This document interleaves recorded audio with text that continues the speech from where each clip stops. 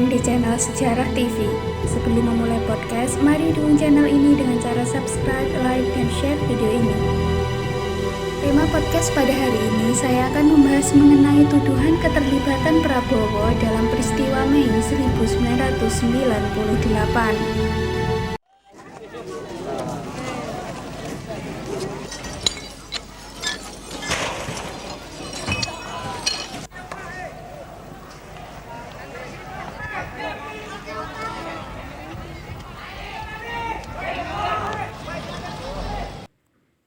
Kerusuhan Mei menyisakan noda hitam dalam sejarah bangsa Indonesia. Kerusuhan Mei 1998 merupakan kerusuhan rasial terhadap etnis Tionghoa yang terjadi di Indonesia pada tanggal 13 Mei sampai dengan 15 Mei 1998, khususnya di ibu kota Jakarta, namun juga terjadi di beberapa daerah lain. Kerusuhan ini diawali oleh krisis finansial dan dipicu oleh tragedi Trisakti, di mana 4 mahasiswa Universitas Trisakti tertembak dan terbunuh dalam demonstrasi 12 Mei 1998. Kerusuhan juga diperparah dengan adanya penangkapan, penculikan, dan penghilangan paksa terhadap para aktivis pada masa itu. Peristiwa Mei 1998 juga masih menyisakan tanda tanya besar karena kasus-kasus pelanggaran HAM pada masa itu belum diusut secara tuntas. Bahkan muncul isu-isu keterlibatan Prabowo Subianto dalam peristiwa tersebut. Mengapa Prabowo dituduh terlibat dalam peristiwa Mei 1998? Melansir Detik News, sebanyak 34 dokumen rahasia Amerika Serikat mengungkap rentetan laporan pada masa pra-reformasi. Salah satunya bahwa Prabowo Subianto disebut memerintahkan Kopassus untuk menghilangkan paksa sejumlah aktivis pada tahun 1998 dan adanya perpecahan di tubuh militer. Dokumen-dokumen yang dirilis ke publik oleh Lembaga Arsip Keamanan Nasional ini mengemukakan berbagai jenis laporan pada periode Agustus 1997 sampai Mei 1999. Dalam arsip tertanggal 7 Mei 1998 mengungkap catatan staf Kedutaan Besar Amerika Serikat di Jakarta mengenai nasib para aktivis yang tiba-tiba menghilang. Catatan itu memuat bahwa para aktivis yang menghilang boleh jadi ditahan di fasilitas Kopassus di Jalan Lama yang menghubungkan Jakarta dan Bogor. Hasil percakapan seorang staf politik Kedutaan Besar Amerika Serikat di Jakarta dengan seorang pemimpin organisasi mahasiswa memunculkan nama Prabowo Subianto. Narasumber tersebut mengaku mendapat informasi dari Kopassus bahwa penghilangan paksa dilakukan grup 4 Kopassus.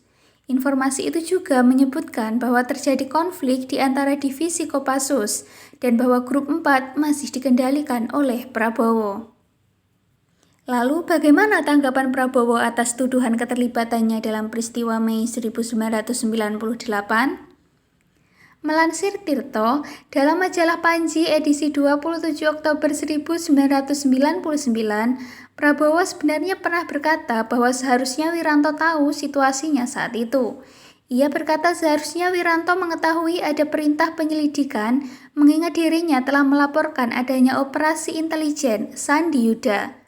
Menurut Prabowo, nama-nama aktivis Partai Rakyat Demokratik yang diculik oleh tim Mawar, satuan tugas dalam grup Kopassus yang dipimpinnya, diberikan oleh polisi sesudah kejadian ledakan di Rumah Susun Tanah Tinggi, Jakarta Pusat.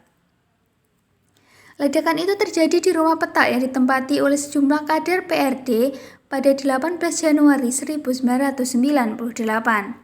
Peristiwa ini dianggap oleh para petinggi militer Orde Baru sebagai ancaman paling serius untuk menggagalkan sidang umum MPR Maret 1998. Tim Mawar menyekap 6 aktivis PRD, yakni Aan Rusdianto, Andi Arief, Faisal Riza, Mugianto, Nezar Patria, dan Raharja Waluyojati di markas Kopassus Cijantung antara Februari hingga Maret 1998. Adapun untuk ketiga nama lain seperti Desmond Mahesa, Haryanto Taslam, dan Pius Lustri Lanang, Prabowo menyebutnya sebagai kecelakaan dan ia tak pernah memerintahkan untuk menangkap mereka.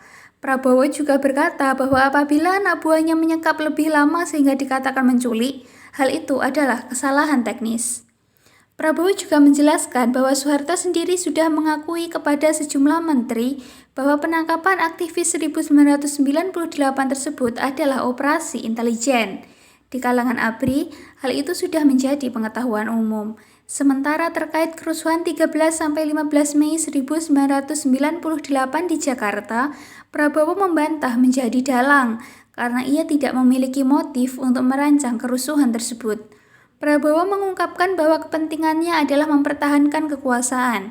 Ia merupakan bagian dari rezim Soeharto.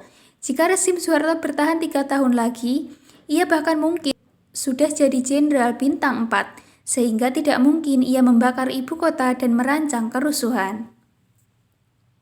Maka dari itu dapat disimpulkan bahwa kasus kerusuhan Mei 1998 merupakan kasus yang sangat pelik, di mana bahkan sampai sekarang masih belum terusut secara tuntas. Demikian penjelasan mengenai peristiwa Mei 1998. Apabila ada pertanyaan dapat ditanyakan di kolom komentar. Jangan lupa untuk terus dukung channel ini dengan cara like, subscribe, dan share video ini.